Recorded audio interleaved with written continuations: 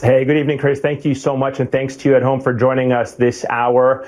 We're following some breaking news of yet another mass shooting in this country. This one at a hospital complex in Tulsa, Oklahoma. Police there saying they got a call about an active shooter at the St. Francis Hospital campus at about 4:52 p.m. Central Time.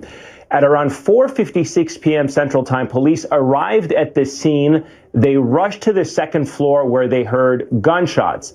Multiple people at this hour, we understand, have been shot. We can report that 4 people have been killed. In addition to those 4 people, the gunman himself is also reportedly dead. Police have not yet identified the suspect. They describe him as a black male around the ages of 35 to 40.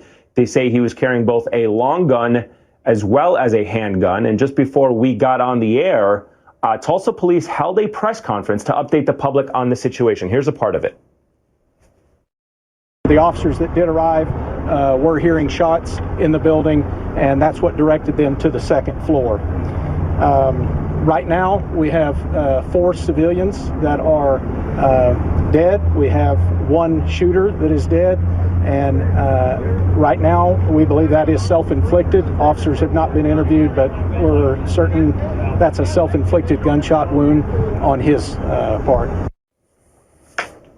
I don't have to remind you that this incident comes just 8 days after the horrific mass shooting in Uvalde, Texas, that killed 19 children as well as 2 adults. And that shooting in Texas, that one came just 10 days after another mass shooter killed 10 people at a grocery store in Buffalo, New York. Now, as a country, we can no longer move on from this topic, even if we wanted to. This wound cannot heal. With each week, there comes yet a new horrific event. More lives lost, more communities ripped apart, more survivors burdened with unshakable, lifelong trauma. And so tonight, we will continue to do what we have done on so many nights before.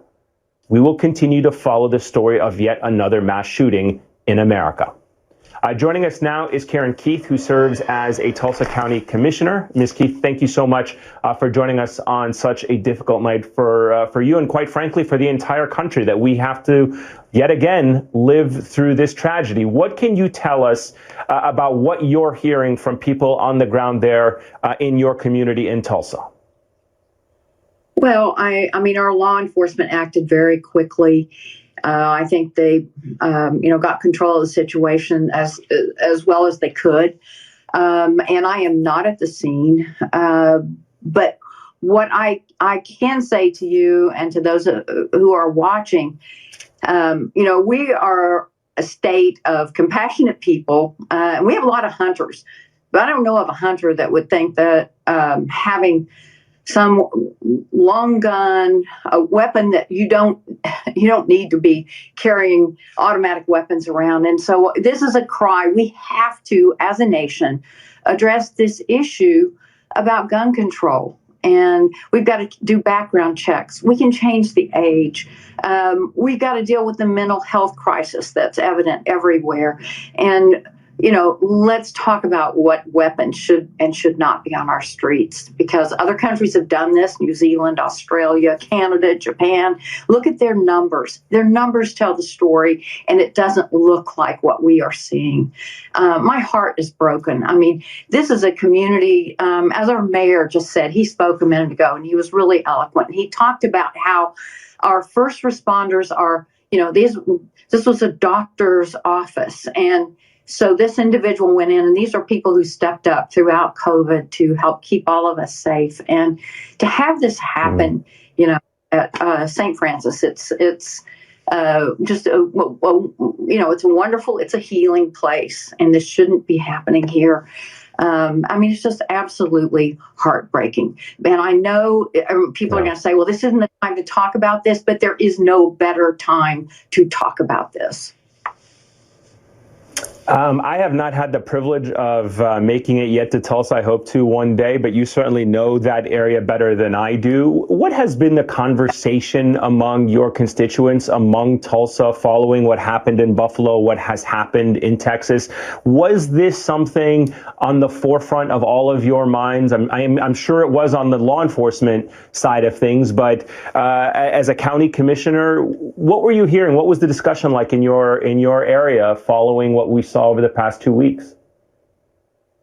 Well, I think, everybody, you can't watch and see young children like this impacted and their school teachers and not think, this has to stop. But it's a mixed conversation, as it is in many places across this country.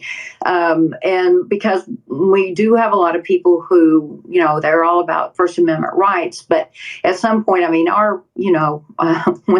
when they wrote these rules, they were, they had guns that you had to take the powder and push it down in the, this is not an automatic weapon. It's not the weapons that we have now. So it is a conversation that we have to have, but it is a mixed bag here, as it is in a lot of places. And as I speak as a county commissioner, it's me as an individual county commissioner, not speaking for the others represented by my county. I want to make that clear.